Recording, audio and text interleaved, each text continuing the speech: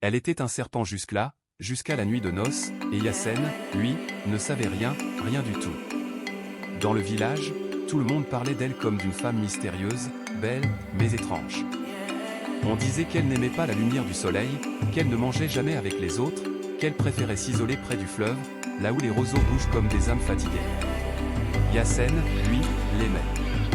Il disait souvent, l'amour n'a pas besoin de tout comprendre pour exister. Il voyait en elle une grâce que personne d'autre ne voyait.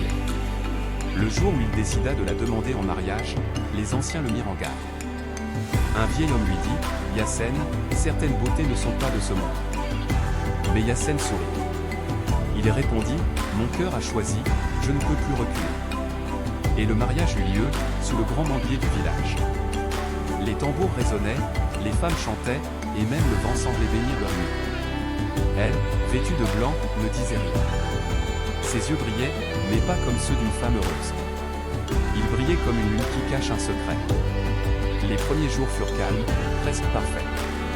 Elle préparait à manger, lavait le linge, parlait peu, mais écoutait beaucoup. Yassen sentait pourtant une distance invisible, comme si une barrière se dressait entre leurs âmes. La nuit, parfois, il se réveillait et la voyait debout, immobile, devant la fenêtre, le regard perdu dans le noir. Quand il lui demandait ce qu'elle faisait, elle répondait doucement, « J'écoute les appels de l'eau ». Il pensait que c'était une habitude étrange, rien de plus. Puis arriva la nuit de noces, la vraie. Ce moment que le village tout entier attendait pour bénir leur union. Le silence tomba sur la case. Une bougie brûlait lentement. Yassen s'approcha d'elle, posa sa main sur son épaule, et sentit un frisson courir dans tout son corps. Sa peau était froide, glacée comme la pierre d'une tombe. Il retira sa main, surpris, mais elle se tourna lentement, son regard changea. Ses pupilles devinrent fines, étirées, presque reptiliennes. Yassen fit un pas en arrière. Le vent souffla, la bougie s'éteignit. Dans l'obscurité, il entendit un sifflement, doux, long, sinueux. Son cœur battait à tout rompre. Il chercha la lampe, la ralluma, et là, il la vit. La femme qu'il avait épousée n'était plus tout à fait humaine. Son corps se tordait, sa peau se couvrait d'écailles brillantes, et ses yeux luisaient d'une lumière verte. Yassen voulut crier, mais aucun son ne sortit. Elle lui parla, d'une voix qu'il n'avait jamais entendue, une voix qui semblait venir de loin, très loin. Elle dit, Yassen, ne me crains pas. J'étais un serpent avant d'être femme. Une malédiction m'a été jetée il y a longtemps.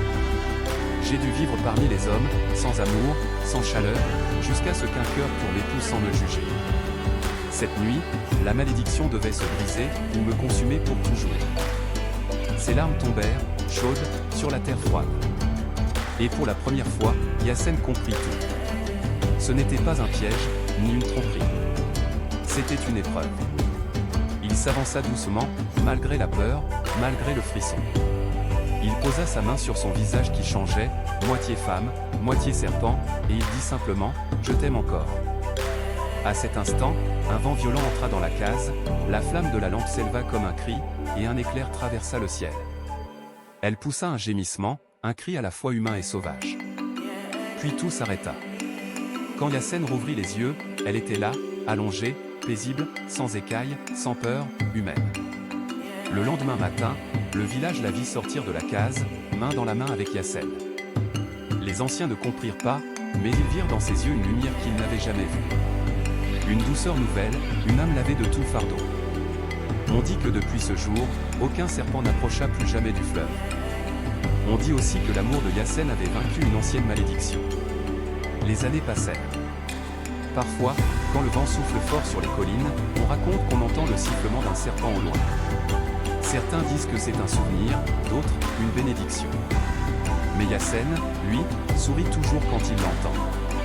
Il sait que dans ce son, se cache la preuve que l'amour, même face à la peur, a le pouvoir de transformer la nuit en lumière.